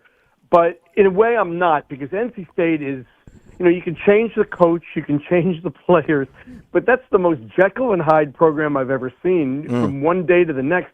I mean, they got beat by Georgia Tech at home, which should never have happened. And then they went down and beat Clemson. So, they've got a lot of talent. And, hey, listen, Will Wade obviously still has Brownell's number, right? Yeah. Because he beat him with McNeese in the first round of the tournament last year. And surprisingly and ironically, there are more guys who played in that game that play for NC State right now than for Clemson, because Wade brought Kadir Copeland and Alan Breed with him from McNeese. So I wasn't really surprised, because the ACC this year, and with the possible exception of Duke, is very balanced. And it's balanced in a different way than it was last year and the year before. It's balanced because there's a lot more talent, not only on the court, but also in the coaching ranks. I think over the last 2 years, with the additions of Pat Kelsey and Andy Infield. Enfield, yeah, at SMU, and the four new guys. I mean, Ryan Odom, look at what he's doing in Virginia. I just think that there's been an upgrade both in coaching and in talent, and I think the ACC is a lot better and a lot deeper this year than it's been in a really long time. So before losing last night, I mean, Clemson was really on a heater, winning their first 6. They were 24. This is hard to believe, Brett. I mean, you've been covering the ACC. Here we go again, aging one. I'm not going to do that. You know a lot about the ACC and its history. I'm not going to say how long you've been covering it, but you know a lot. And Clemson had won, before last night, 24 of 26 ACC games. I mean, they had really established themselves. Now, one loss doesn't detract from any of that, and they could go and beat Georgia Tech Saturday in Atlanta and be right back on the winning track. But, I mean, Clemson we're talking about here, head-scratching stuff for people who've watched the ACC in basketball for a long time. Yeah, because Clemson is the only original member of the conference who has yet to win a conference championship in basketball. I mean, you've got Notre Dame, Florida State, Miami, of all won ACC tournament championships, and Clemson has been going at this thing since 1953 and has still not won it. But I just kind of feel like they're knocking on the door. You look at the last 3 seasons combined. They've won an average of 25 games per season. Last year they won 18-2 in the league. And they're right back at it again. And I think like I said, it's a testament to Brad and his staff, because it's now a legitimate program rather than a couple of good teams, and you're doing it with different players, and that's showing staying power. So I think that it's legit. I think it's for real, and they're going to be in this thing right to the end again. Yeah. What's going on with the Tar Heels? I really liked what they did, sending North Carolina and Duke out for the same weekend in the Bay Area and having them alternate the games out there. I thought that was pretty cool. And, of course, North Carolina lost twice and Duke won twice. But, I mean, this Tar Heel basketball team, under 500 right now, and obviously that's creating a little bit of a stir there around Chapel Hill, I would think. Yeah, what's going on? Yeah, the fans are not the natives are kind of restless right now. Here's the thing, though, and this goes back to what I was talking about earlier. Cal and Stanford are both really improved teams. Cal's got the freshman who I'm not even going to try to pronounce his name, who's averaging like 25 points per game. Mm-hmm. And Mark Madsen has got a couple of ACC expats, Day Wilkins and Chris Bell, who have really improved that team too. So going out there and losing twice, while it's not a good visual, it's really not that terrible. I mean, Duke is the only team so far in the ACC that has gone out to California and not come back with at least one loss. So there's that, but there are internal issues. While Carolina has got probably the best front court in the conference right now with Caleb Wilson and Henry Visar, their backcourt is really leaves a little bit to be desired. They've been having some point guard issues, and they've been really having defensive issues, especially on the perimeter. And that really is what bit them in the behind when they went out to California this weekend. And Hubert is taking a lot of heat because there were no adjustments that were made in these games. I mean, Cal ran the same play over and over in the second half, and Carolina couldn't stop them. Hubert is going to have to start making some adjustments, and he hinted at some when he was on the ACC's coaches conference call on Monday. Mm-hmm. But they play Notre Dame tonight, and this is a game at home that they really have to win. And I think it's really important not just to win, but to look impressive doing it, because Notre Dame is shorthanded right now. And like I said, there are a lot of visuals right now, and struggling to beat Notre Dame would not be a good visual. Mm-hmm. Brett Friedlander with us here tonight on Sports Talk. And Brett, I want to go back to a point you brought up a few minutes ago about the ACC's resurgence, if you will, this season. A lot of it can be traced on some of the new coaches coming into the league, and partly because of the retirement of legendary coaches across the Atlantic Coast Conference. But how much do you think the ACC administration and certainly the league office looked at what the Southeastern Conference did in terms of the influx of new coaches into their league, and how much better SEC basketball has gotten? And actually the last couple of years, you can make the argument probably surpassed ACC basketball, to put the pressure on the schools to maybe upgrade their coaching as well. Absolutely, and you hit it right on the head with all the the retirements. Coach K, Roy Williams, Mike Bray, Jim Boeheim, and now Larinaga and Leonard Hamilton, Tony Bennett. There's a void there, and you can't replace those guys right away. And you see that John Shire growing into that job, and like you said, they put a higher profile on bringing in coaches who might not necessarily win the press conference, but know what they're doing and can build winning teams. And that has definitely helped. But I also think there's a financial aspect to it as well. I think that some of these athletic directors and university presidents see that they were falling behind, not just the SEC, but the Big Ten, the Big 12. I mean, even the Big East, depending on which commentator you listen to, the Mountain West. And so I think there's more of a financial commitment as well. And some of the performance-based incentives that the ACC put in, I think, is starting to pay off now, and you're seeing the results. Brett, are we at a sort of crossroads? This is sort of big picture here, because Alabama is getting ready to possibly put a kid on their roster who actually signed an NBA contract, a two-way deal in the NBA, and now he's coming back potentially to play for the Crimson Tide as early as possibly this weekend. If that happens, what does the future look like in a couple of years for college basketball? Well, you also have a kid at Louisville who they're tinkering with making him eligible right away instead of waiting till next year. So, yeah, I think it's a dangerous precedent.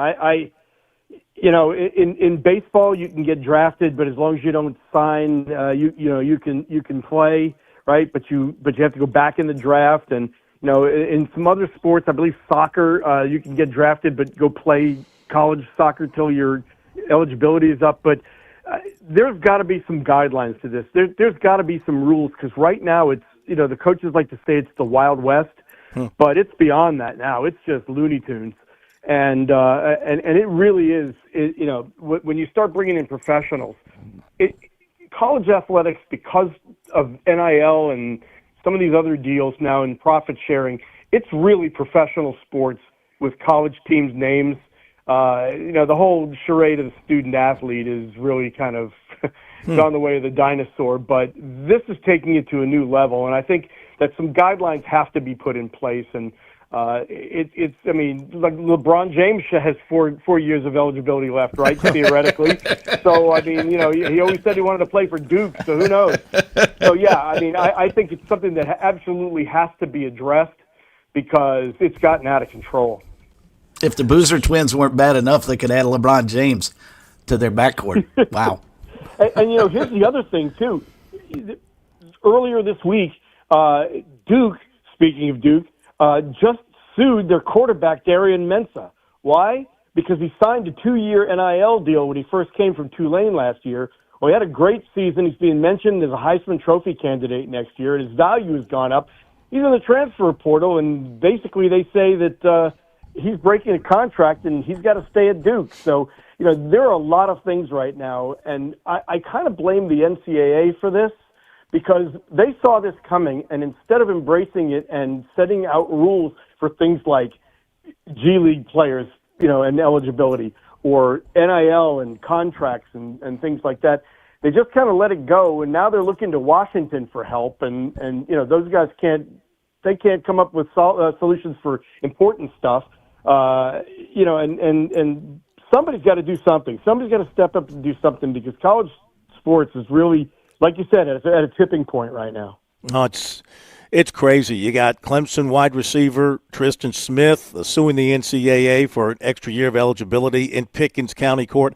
And this is happening all over the country. He's not an isolated case.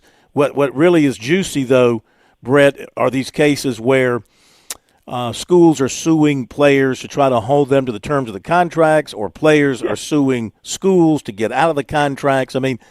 When we allowed the money world to creep in as it has, let's face it, the underworld, the money underworld was always there. Let's don't fool ourselves. Players have been getting money under the table, not to the. I don't think to the amounts they're getting now. They weren't getting the millions under the table. They might have been getting a few thousands. But once you let the money aspect enter into this thing, everybody changes. Their personality changes. Yep. By the way, you bring in the money aspect of it. You want to know why the SEC kind of seems to be declining in football, and while everybody else seems to be catching up to them? Because now everybody can pay their players, as opposed to back in the day when the SEC was, doing it on the sly. So, spoken like a true champion of the ACC. I don't think you'll be receiving any awards from the SEC. Probably not. For your commentary. Not. So, what's really funny is that back in the day when we were in school, the 6-year plan, that was like you didn't want, that was an insult. Now it's like a badge of honor. You got guys playing college football for 6-7 years. It's crazy. Well, I said on the show the other night, like the Finley kid, is it TJ Finley? If he ever makes it as a starter in the NFL and he's on Monday Night Football and he starts reciting all the schools that he attended, you know how the players name their school, he starts reciting the 7 schools that he played for during his career, it'll take up the entire introduction. So it's crazy. But here's the thing, Brett, we all say that, and coaches are saying it. And we hear everybody, really, except for the agents and the players, everybody's complaining about it, but nobody can do anything about it. I see no recourse out there right now unless something comes out of Washington with a new law that puts everything in some kind of an order. Well, the recourse is blowing up the NCAA and starting over with a new rule book, basically a new organization. And I think to be honest with you, the solution is going to be, and will eventually happen, is that football breaks off from the rest of the NCAA and the rest of college athletics and does its own thing. And the conferences we know now probably won't exist, although maybe if you keep the names for the divisions. And then maybe we get back to a little sanity with basketball and baseball and all the Olympic sports. So I don't know, but that's the only thing to me that will solve this, is that you just blow it up and start over again with a whole new set of rules and a new organization that's not afraid of getting sued and that could actually win a lawsuit because their rule book is enforceable.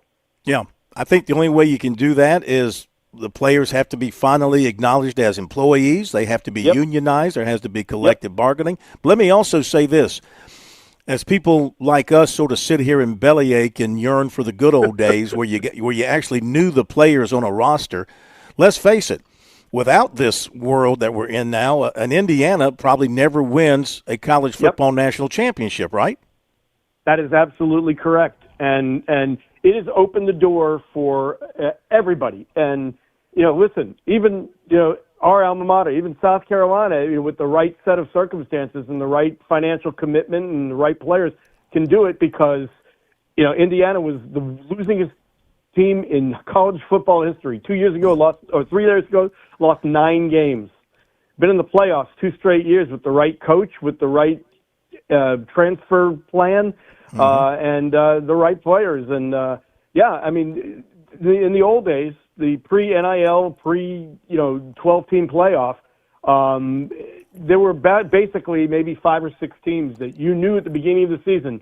Alabama, Georgia, Ohio State, Clemson, and maybe a couple of others were going to be in the mix, and one of those was going to win the national championship. And now it's wide open, and I think that's good for the sport. Yeah, that's not bad. Nope. It's just the way we're getting to it has got to be addressed. By the way, I graduated from Harvard, in case you didn't know that. You probably didn't see me for a while. Matriculated up to Cambridge and finished up there. Hey, we have enjoyed this. This is awesome, and we'll do it regularly. Glad you're working with Sturge and contributing to their website because it's a great read, and looking forward to seeing your next piece. Brad, thank you. Outstanding. I've enjoyed it, too. When you get to Conway, make sure you say hello to my old friend, the bad boy of sports radio, Alan Smothers, up there. We'll do that. He's the reigning champion of our picking contest for this football season, too, so he's put that on his resume. We thank you, and I may see you up there when Clemson plays Duke. May come up for that one, and maybe when they play in Chapel Hill. Yeah. Sounds good. Looking forward to it. Thank you, Brett. Take care, buddy. All right, Phil. All right. Bye. Great guy. Great writer. Yes. Brett Friedlander. Appreciate his time. Great insights, too. Some really good stuff. Yeah, and he's right. And I've, back to Clemson basketball for a minute, and I've told a couple of people, and I think I've even mentioned it here on the show, Phil, I think talent-wise, I don't think there's any argument that Duke is probably the most talented basketball team in the ACC, bar none. But I think Clemson, just from a team perspective, didn't show it quite as much last night because that's a game that probably Clemson needs to win against NC State. But I think from just playing together as a team, you can make an argument that Clemson's as good as anybody in the ACC. I would agree. All right, well, we'll see how they bounce back from that against Georgia Tech. Georgia Tech's not a real good team, but as Brett pointed out, they went in and beat NC State in Raleigh. So you got to – any given night, anything can happen. And I'm not going to be shocked at the Gamecocks. If they shoot it decently like they did last night, they made enough threes to work in their offense. They played some better defense last night. They do that against Texas A&M, they'll have a chance to win that game and then come home and take on those Gators at 9 o'clock next Wednesday night, I think it is. Okay, we'll be back. Don't go away.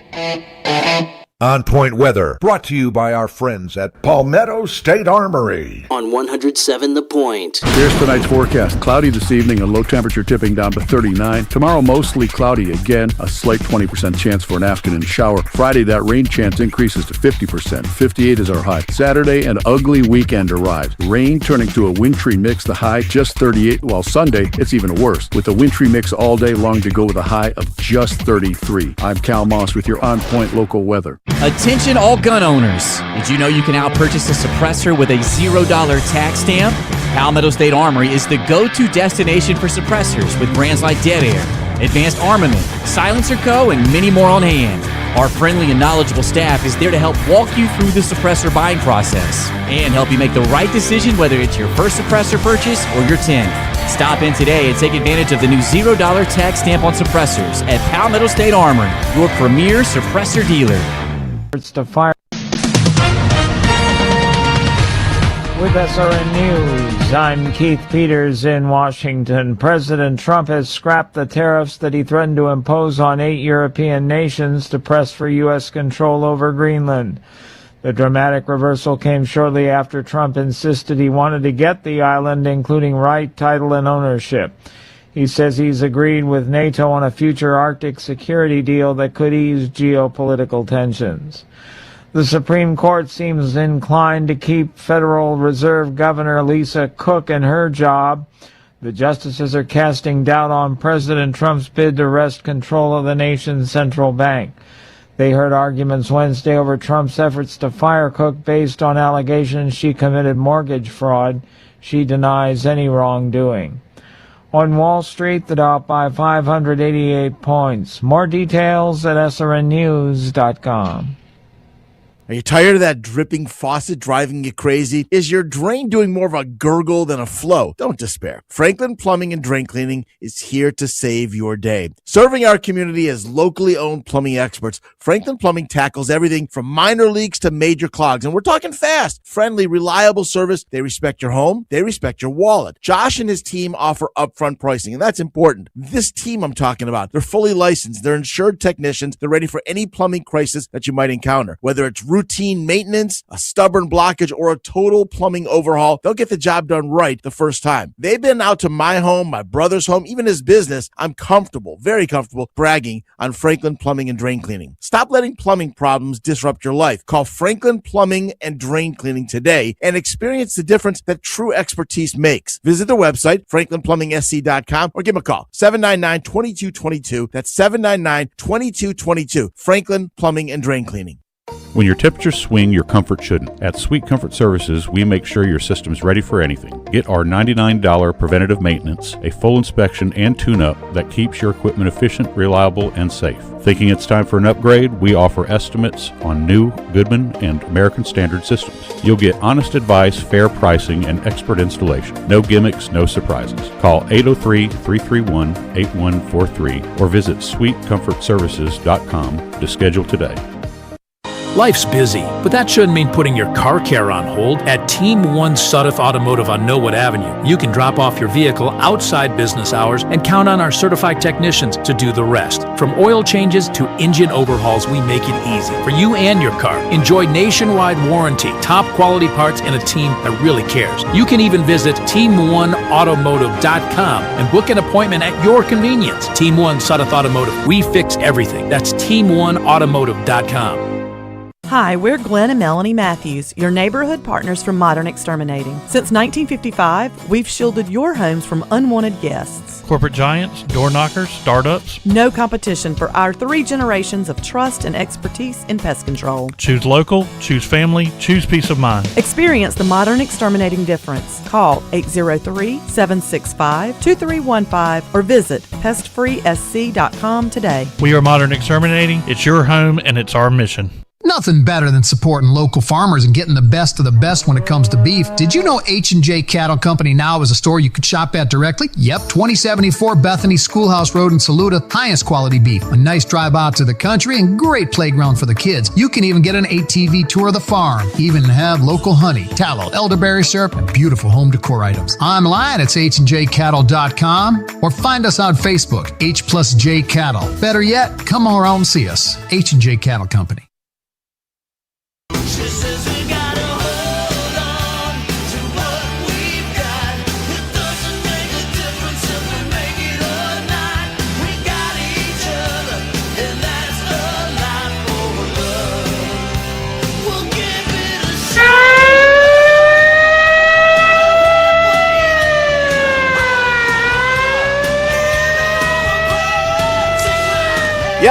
Yep. Siren means factual error. Siren means factual error. Was it you or me, Bergie? I don't think it was me. Yeah. Last night I made a factual error. There you go. Haunted me all night. Haunted me. You were only on for about an hour. Yeah, it doesn't take long. So last night we named the selections for the South Carolina Athletic Hall of Fame, and one of those was Andrew Province, former Gamecock, who I said was former Gamecock offensive lineman Andrew Province. Well, any Gamecock fan worth his or her salt knows that Andrew Province played on the defensive line. It was his brother, older brother, Jerome Province, who played on the offensive line. So I confused Jerome Province with Andrew Province. You are now in the double digits. There are now 10 errors on the year. And we're only 21 days into the year. Well, this is there still could be 11. There could be more. This was just up to last night. Yeah. At least I'm honest and I call myself out when I recognize an error, okay? Who amongst us would do that other than me? You got to have a real belief in yourself to call yourself out for errors. Like Plummer. And Phil, this is only our 14th show of the year. Yeah. But see, Plummer makes a lot of mistakes. He just never calls himself out. Because they're not factual errors. Mistakes. Okay, well, you make way more mistakes. Your birth was a mistake. Your birth was a mistake. They should be called out. Mr. and Mrs. Cohen should be called out on that. Anyway. Well, no, if you're going to take the athlete's role here, and if you're going to take the way things are going, you actually should sue the hospital for Josh's birth. Maybe we can file a restraining order. There we go, against the hospital. All right, so last night, South Carolina got on the winning track. They broke a 3-game losing streak. Good performance against Oklahoma, 85-76, shot 49%. They shot 52% in the second half. They made 4 threes in the second half, 5 in the first half. Held Oklahoma to 38.7% shooting in the second half, and most importantly, 1 of 13 from 3 in the second half. They missed their last 10 threes, so the Gamecocks played some pretty good defense. A little bit from Lamont Paris, a happy Lamont Paris after the win last night. Well, good to get back in the win column, and thought I saw some really, really good things from our guys just in terms of real growth. I mean, we had some real good attacks at the rim, particularly Kobe and Michi both, but some other guys too. I thought that represented some growth, execution of some stuff, some plays, even a couple of fresh plays that we had just put in a couple of days ago. Really, really crisp execution of that stuff. Some things that represented growth. But so I was happy for the guys. They were really excited to get a good conference win. All of them are good wins against a talented team. And, build some confidence for those guys as they move forward. Some good performances. Kobe had 18. Michi makes 13 free throws. Elijah came out hot as lava.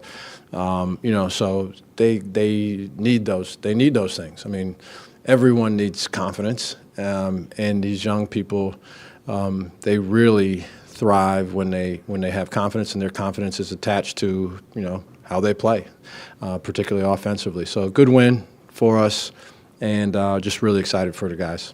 Lamont, you mentioned Kobe. Is it to the point now where maybe you're encouraging him, maybe demanding him to call for the ball and say that downhill drive is really your strength? Yeah, I pulled him aside before the last game, and I told him, because he'd been really not only driving, but he had been cutting, really good cutter, which sounds pretty basic, but knowing when to do it and where to go and that the ball can see you, he's done a really good job of that. But some of his drives, even like in the Arkansas game, he wasn't as strong with his drives. The ball got knocked out of his hand a few times, and today was the opposite of that, just really strong drives. But yeah, a couple of games ago I had mentioned to him that he'd been getting to the free throw line. I think he had 12 free throw attempts in 2 games or something like that. And so it's a real way that he can help us. Most of the time, we've got at least 4 guys that are going to play around the perimeter out there, and so at some point you need someone to be around the basket, and that can be by way of drive, that can be by way of a post-up, that can be by way of a cut.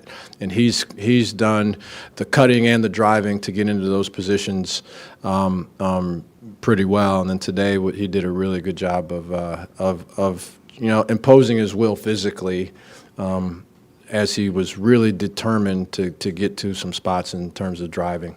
Lamont, you mentioned after the Arkansas game just how disappointing the fight you guys showed was in that second half. Over these last 2 games, playing a lot better with better results, obviously, tonight. Have you noticed any sort of difference, any adjustment that you guys have made, or is this just who you guys are in responding?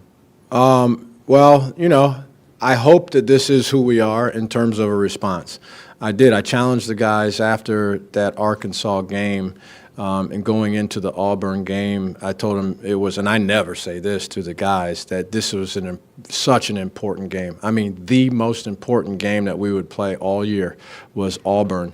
And not in terms of winning or losing, not in terms of who shot the ball well or played well, but just in terms of who we were going to be as a team. And were we a group that was going to respond and compete and play in a way that we expected to play well and to win, or were we going to just be fair weather guys that when the shots are falling, we play good, and when the shots are not falling, we play poorly? And so I thought we answered. I thought we did a really good job in that Auburn game of responding in those ways. We still only shot 32% from 3, but you go to a place like that, it's difficult to win. They had just beaten Arkansas by 100 or whatever it was, and then you go in there and with a mediocre shooting day down the stretch, you're right there with a chance. So I thought that response was incredibly important for our team. So to answer your question, I hope that that's who we are as competitors. I just don't think that that's a thing that you turn on and turn off. I mentioned that before.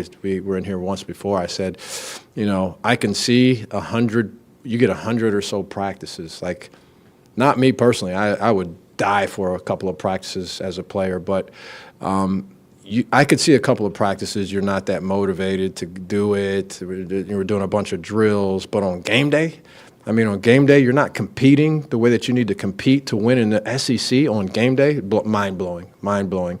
And so we did not do that in the Arkansas game, and it was good to see that in these last couple games, that's exactly what we've done. Doesn't mean you're going to be guaranteed to win, but it does give you a chance. Okay, thoughts of Lamont Paris. Now let's go to Clemson, where the Tigers fell to NC State 80-76. Clemson trailed by 5 at the half. Obviously outscored State by 5 in the second half to tie it up, and then outscored by 4 in overtime. 45% shooting night for Clemson.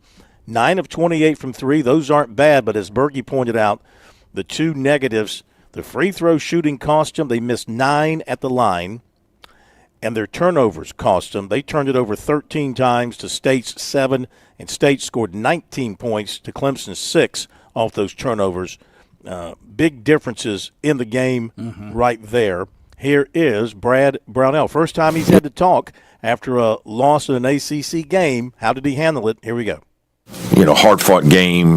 I didn't think we played up to the standards that we need to play to win against them. They're very talented. Got a lot of offensive weapons, so they stretch you in a lot of different ways with a bunch of guys that can make threes. Copeland he's a handful because of his size and strength and obviously his passing ability. And then Vin Allen Lubin is a good player that we actually recruited out of high school that, benefits because of the space sometimes, and tonight he was able to get into space and make plays. Thought the story of the game, I thought our turnovers were killers. Obviously points off turnovers. I didn't think our guards played as well tonight as they've been playing. We had some poor decision making and took some couple bad shots.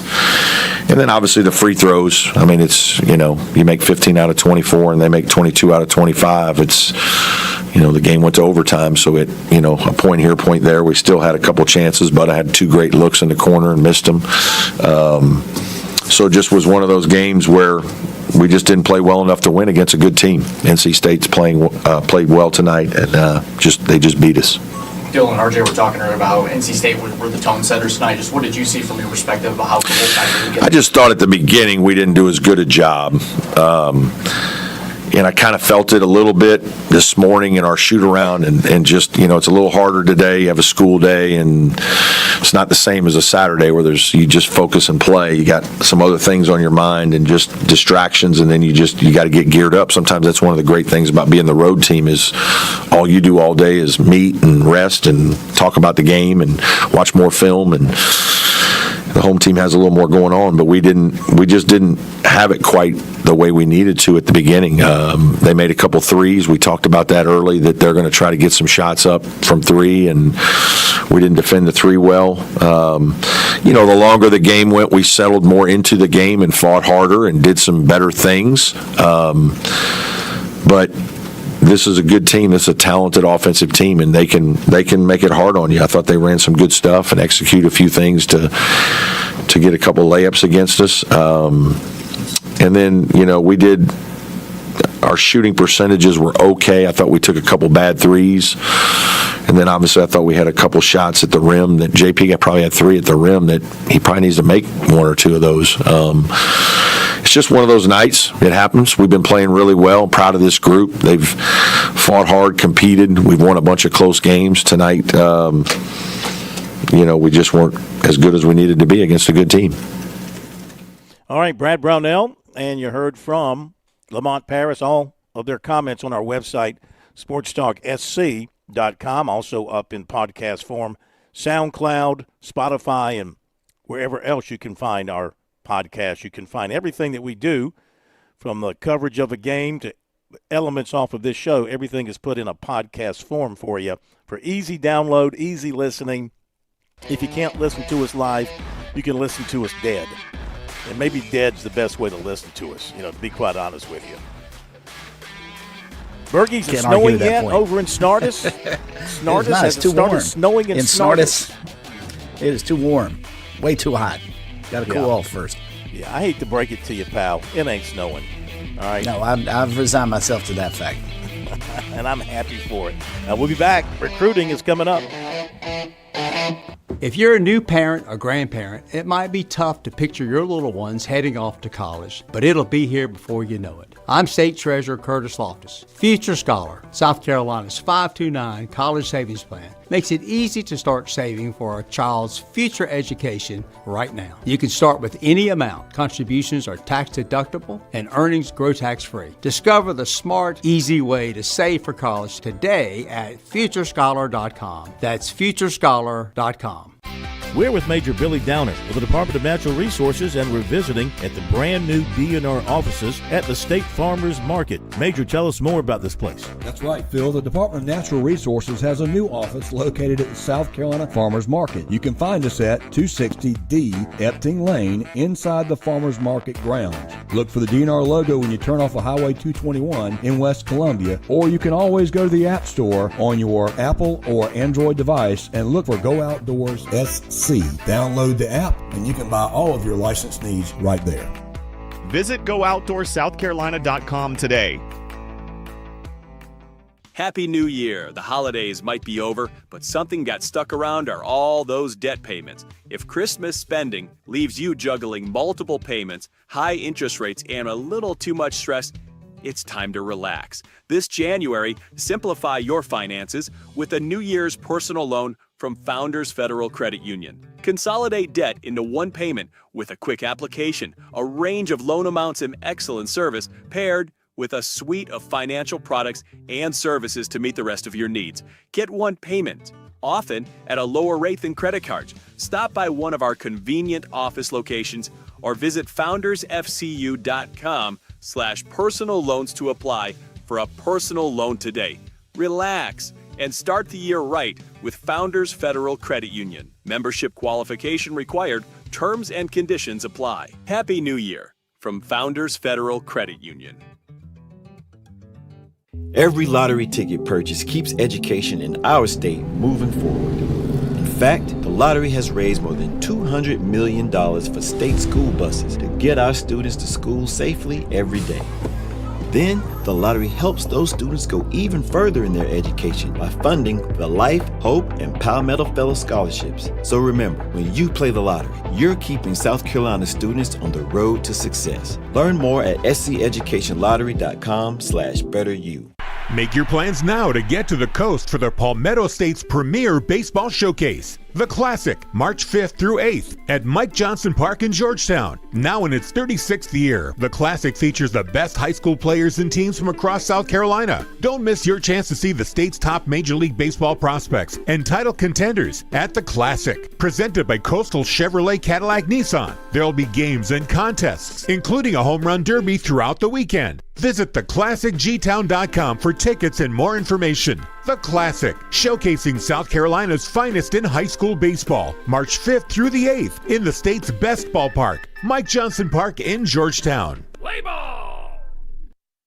The Sports Talk Recruiting Report is sponsored by Seawell's Catering.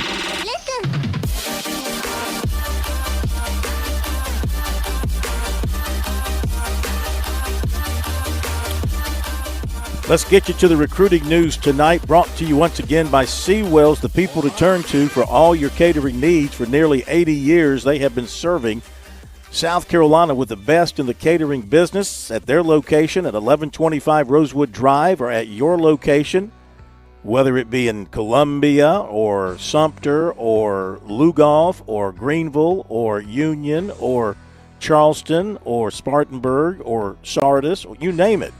You name it. They've been there.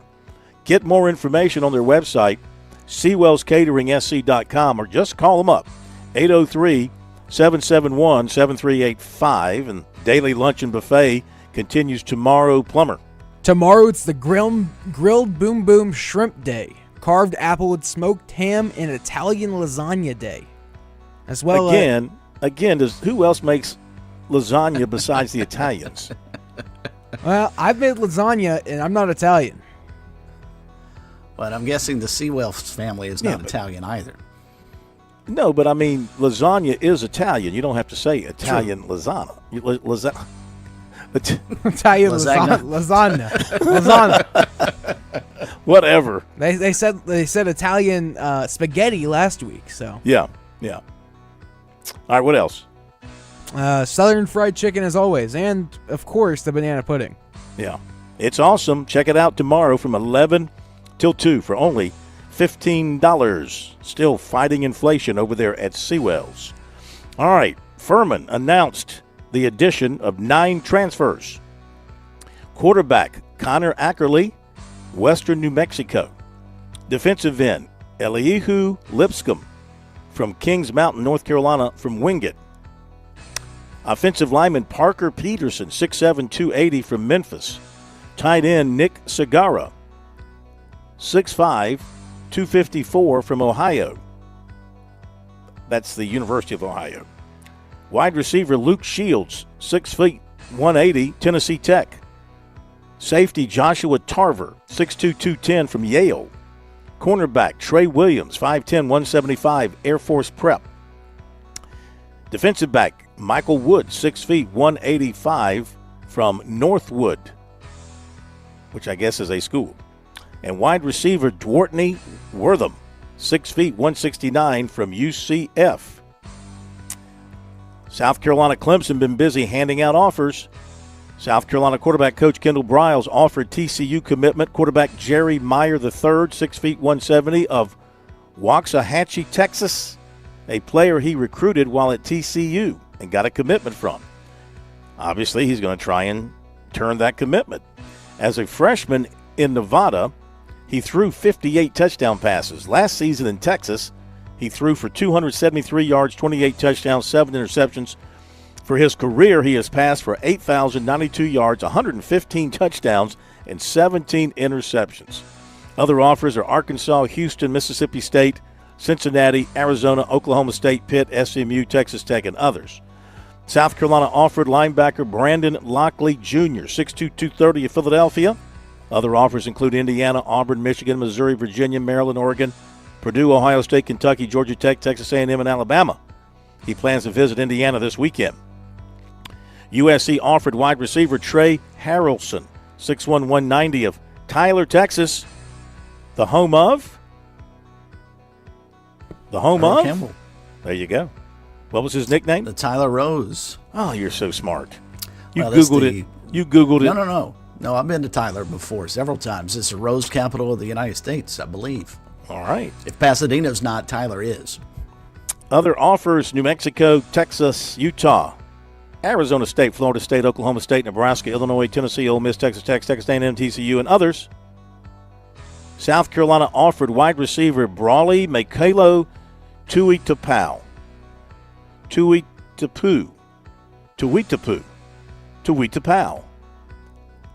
6'4", 175, Orem, Utah. South Carolina offered running back Sherrod Baker, 5'11", 195, DeSoto, Texas. South Carolina offered 2028 quarterback Caden Kraft, 6'4", 205, Lake Norman, North Carolina. Also, South Carolina and Clemson just offered a player. The two of them today offering the same player, linebacker Noah Glover. He is out of Haymarket, Virginia. Goes to Battlefield High School. How do they go to a school named Battlefield? Battlefield High School. When they say they go to the battlefield, they mean they go to the battlefield. He is 6'2", 205. Jalathan Mayfield, who I'm sure is on your recruiting report at Lincoln High School, he actually plays at Battleground Memorial Stadium. Oh, Battlefield and Battleground. How about that news note? That's pretty cool. Clemson offered Dutch Fork defensive tackle Jaden Worth last night. Defensive tackles coach Nick Eason was in for a visit, made the offer.